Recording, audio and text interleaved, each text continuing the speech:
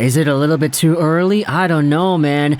Look, one of my favorite times of the year is the pre-draft overall hype period where NHL teams get into the groove of losing. We'd made a few videos over the past few days talking about the Montreal Canadiens and how you could say there's a pretty good tanking job going on. Of course, I'm not saying that the players are intentionally trying to lose, but losses are inevitable. And when you lose in regulation, in super tight games where some of your best players like Caulfield, Suzuki, and Slafkovsky score goals, there's a lot of people in this fan base that kind of cheer a little bit inside. Yes, we lost. Let's go.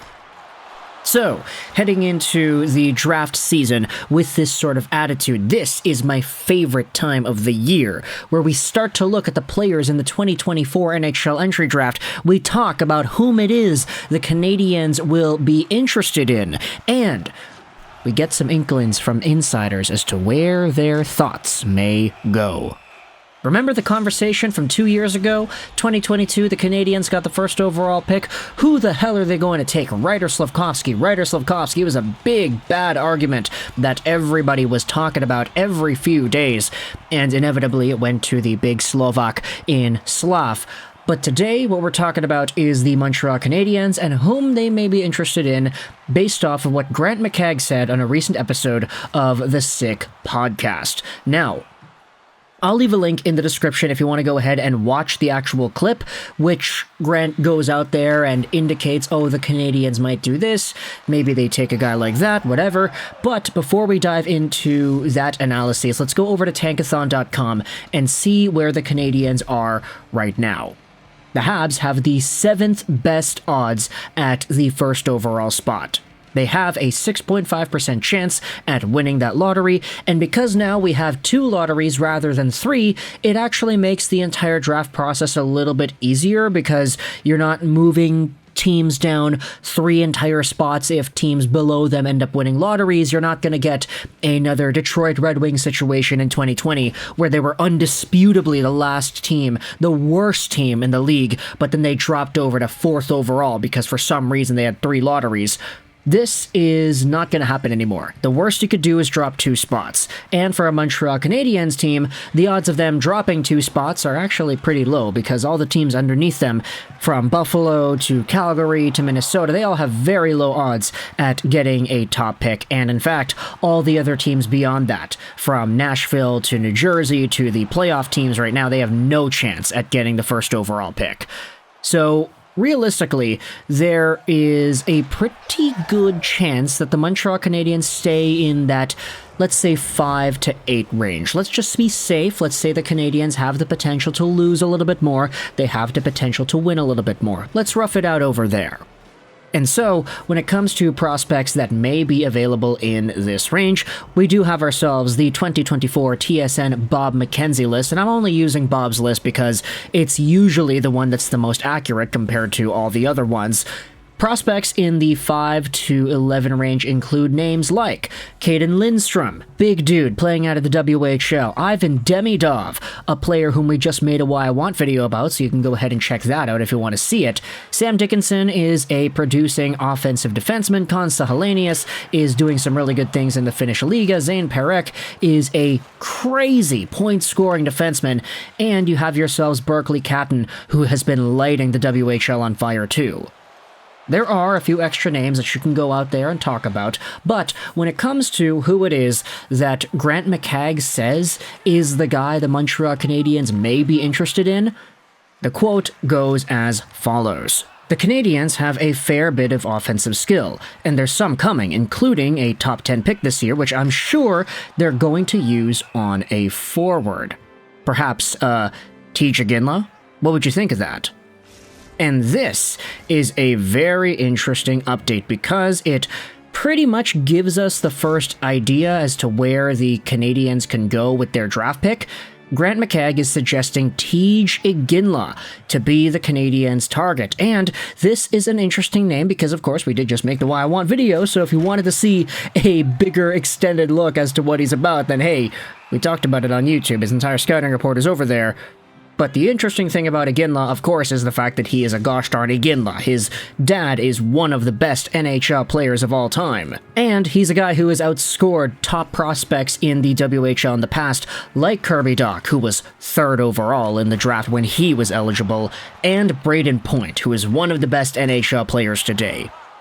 Tij Iginla gets even more interesting because I kind of noticed that in the reply to this video, it was tweeted out by Naval, Felachance, and the tweet itself reads, "Oh, Grant McCagg has spoken, it's gonna be Iginla."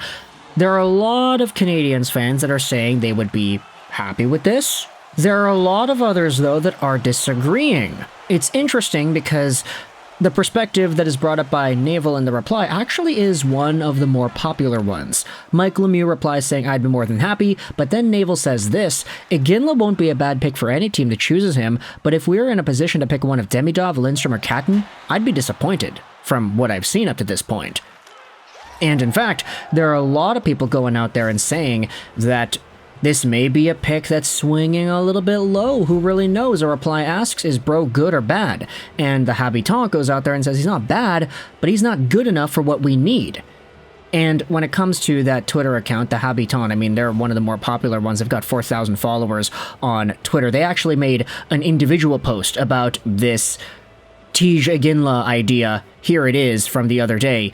Keep your composure, keep your composure, keep your composure, keep your composure.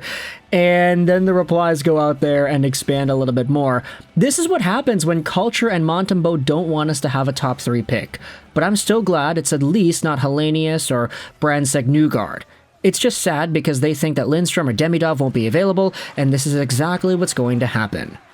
I think Tij Iginla is going to top out as a second-line winger personally, so I'm not even sure if he realistically hits a higher ceiling than guys like Helenius or Michael Brandsegg-Nygård. I think Helenius is pretty clearly going to be a solid 2C, which also doesn't really move the needle as much as we need, but to me, an insurance policy on Dach is probably still better asset management than banking on Iginla. I'm just not that high on him, though I could be wrong. And here's kind of my thought process about it, you know? I think for me personally, I'm not too into the draft at this point of the year as I have been in other years. Like in 2018, 2019, we were all over the draft the entire year. But I mean, look, this year it's February. We're not really supposed to be too into it yet. We'll get the draft conversation flowing more so as the months go on. The gosh darn thing is in July, isn't it? But for right now, when it comes to what Tij Iginla could be, I really do think that a second-line winger who has some very good snarl, grit, and is very difficult to play against, I think that's a little bit more valuable than what a lot of Canadiens fans seem to be giving him credit for. Like, you say, oh, second-line winger, maybe a 50, 60-point guy, and you don't really think that's all too valuable. But a lot of players who produce maybe the same or maybe even more points, I don't know if they have the intangible qualities that make Iginla so difficult to go against, because not only is he a blitz with the puck on his stick, he makes some cool moves, he scores some nifty goals, but when he doesn't have the puck on his stick, he's a buzzsaw out there. He's always forechecking deep, he's always giving his opponents a tough time, more so than normal prospects would typically exhibit at 17, 18 years old. You watch Tij Iginla play the game a little bit and you walk out of that tape saying, wait, that guy definitely is an Iginla. Like, he's got that work ethic on lock. And if there's anything that we've seen out of the Montreal Canadiens over the past few years, I get it, it was Marc Bergevin, not really the same with Kent Hughes, but what we have seen is a certain emphasis and value placed on guys who just work their behinds off. The Raphael Harvey Pinards, the Xavier Simoneaus, the Pitlicks, the Brendan Gallaghers, the Sean Farrells of the world. These guys have such great tenacity in their game, and it's an added element as to what makes them so effective. Tij Iginla happens to have an offensive profile that is worthwhile to look at, maybe not as much as some of the other WHL-eligible prospects. Like if we go over to Bob's list and we take a look at WHL players, I mean, Tij Iginla is outscored by quite a few of these guys. Berkly Catton is the one that everybody seems to be talking about in terms of Montreal Canadiens fans. He's way outscoring Tij Iginla.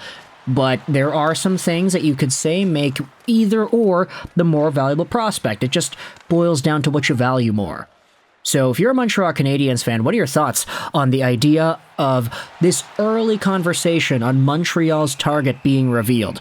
Would you like the Habs to take a guy like Tij Iginla? Does it depend on who else is available and where they draft? Thoughts in the comment section below. I hope you enjoyed this video. Sign on, and bye.